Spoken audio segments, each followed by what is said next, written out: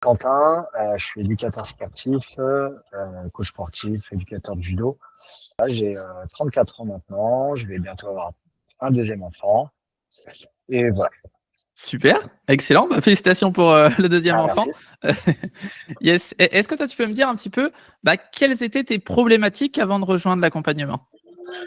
Du coup, ouais, la problématique, c'est que je ne savais pas trop comment épargner mon argent. On est un petit peu perdu entre tous les produits financiers, type assurance vie, etc.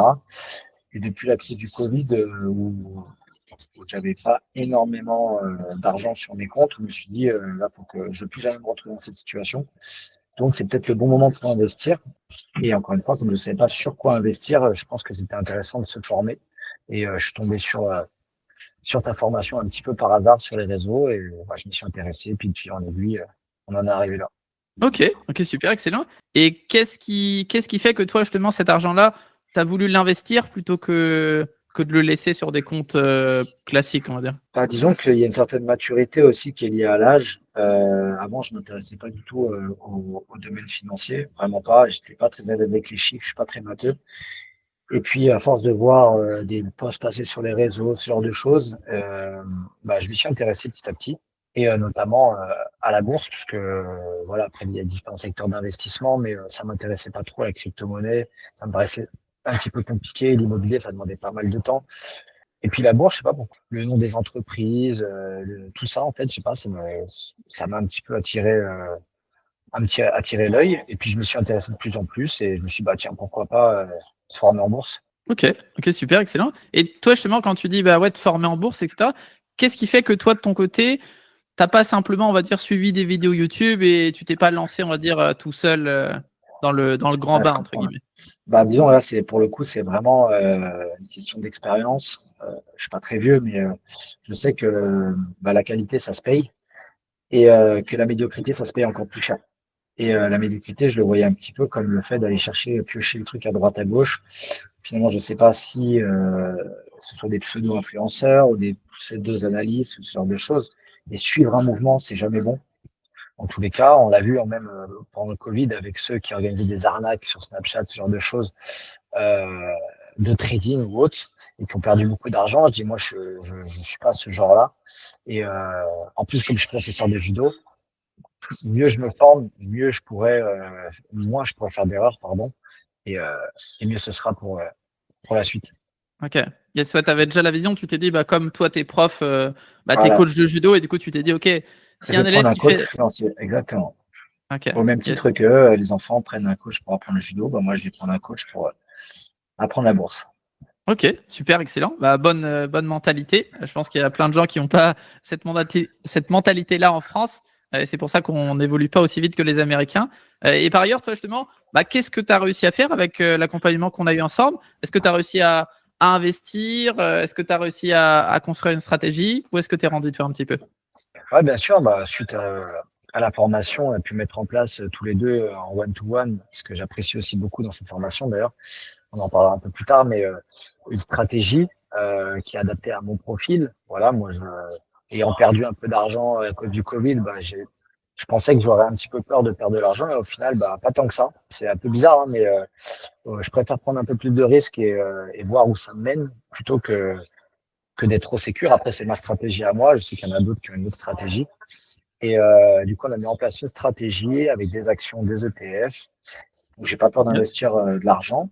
Super excellent. Est-ce que toi, de ton côté aussi, tu sais justement comment analyser une entreprise, un ETF pour être sûr de l'acheter Yes, les bonnes entreprises et l'acheter au bon carrément, prix grâce surtout? à la qualité de la formation, justement, on a appris à analyser les fondamentaux de l'entreprise. Donc, quelque chose qui est super important. Et même si les fondamentaux sont bons, réfléchir à pourquoi, surtout, on l'achète. Je trouve que c'est le plus important plutôt que de dire, ok, cette entreprise-là, elle est dans le vert, vas-y, je prends en direct. Non, c'est un petit peu plus que ça. Et c'est ça aussi, apprendre à se diversifier. Ok, cette entreprise-là, elle est bien, mais est-ce que pour mon portefeuille actuellement, elle vaut le coup? Est-ce que je suis dans le bon secteur? À combien je suis? Enfin, voilà. C'est vraiment tout un écosystème qu'il faut comprendre et pas juste le dire, ok, cette entreprise, elle a l'air bien, coup, je l'achète. Yes, totalement. Alors, effectivement, il y a beaucoup de personnes qui vont juste se dire, OK, je consomme du McDo, donc j'achète McDo, mais sans l'analyser, sans regarder les chiffres. Effectivement, ça va pas être la bonne réflexion à avoir. En tout cas, si on veut être investisseur gagnant sur Ouais, le c'est long ça. terme, ok, je vois Faut totalement. pousser le truc un petit peu plus loin. Yes. Et toi, si tu devais on va dire sur une échelle de 1 à 10, me donner ton niveau de satisfaction par rapport à l'accompagnement qu'on a eu tous les deux. Bah, moi, pour le moment, sachant que ça fait, je termine tout juste ma formation, donc en termes de contenu, on a 10 sur 10.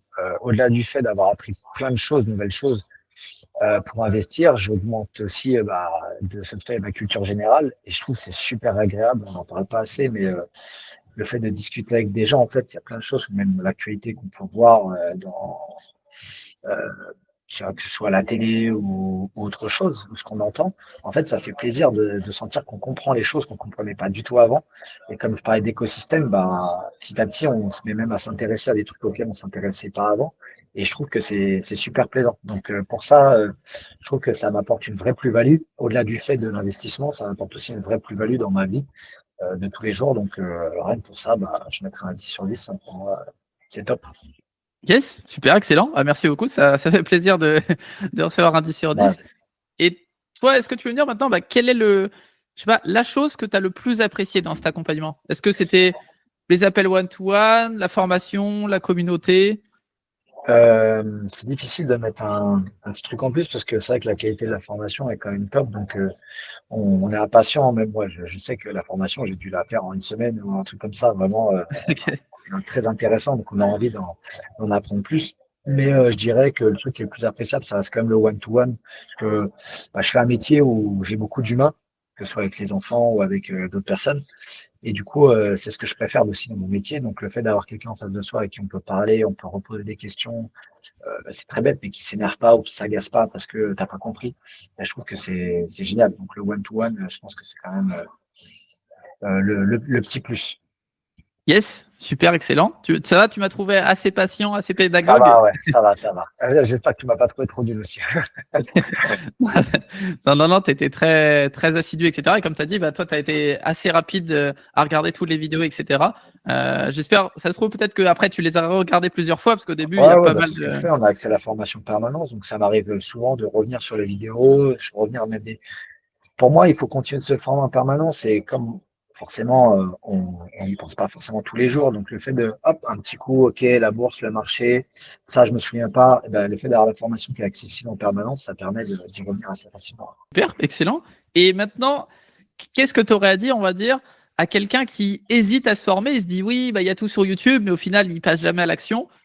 Qu'est-ce que tu pourrais lui dire à travers cette vidéo, toi, de ton côté? En fait, le problème, je trouve, c'est à la fois bien et à la fois pas bien. On a beaucoup de contenu, mais en fait, il faut savoir comment s'orienter. Pour moi, la préparation, c'est la meilleure des réussites. C'est-à-dire que si on ne se prépare pas à une compétition de judo, on peut être sûr qu'on va aller à l'échec. Malgré le fait qu'on ait tout le contenu, OK, on connaît tout, il faut savoir comment l'utiliser. Et en fait, c'est ça euh, qui fait la différence. C'est savoir l'utiliser correctement, à quel moment et dans le bon ordre. Donc, c'est ça que je dirais, c'est la formation, c'est une préparation en fait. Donc, si tu veux atteindre un objectif, prépare-toi. Donc, fais la formation, forme-toi et pars pas dans tous les sens. C'est la pire des choses à faire. Yes, effectivement. Comme tu dis, YouTube, c'est bien, mais ça peut partir un peu dans tous les sens. Il n'y a pas de ligne directrice concrète. Il faut faire ça en premier, ça en deuxième, etc. Ouais, et Il n'y a puis on pas tombe de... sur un gars, il va dire noir, et puis l'autre gars, il va dire blanc, et puis là, mais je comprends pas, ils parlent de la même chose, et ils ont dit des trucs différents. En fait, parce que chacun a une stratégie différente, chacun a une vie différente, chacun a une épargne différente. Et voilà, il faut vraiment que ce soit aussi individualisé. C'est important. Yes, effectivement. C'est vrai qu'il y a différents profils. Il y en a qui peuvent investir, je sais pas, 300 euros par mois, d'autres 500, d'autres C'est 2000. pas du tout la même Forcément, stratégie. Ah oui. yes, exactement. Super, excellent. Merci beaucoup pour ton retour d'expérience, Avec Quentin. plaisir. Et puis, à très vite. Merci à toi. Super. Allez, ciao.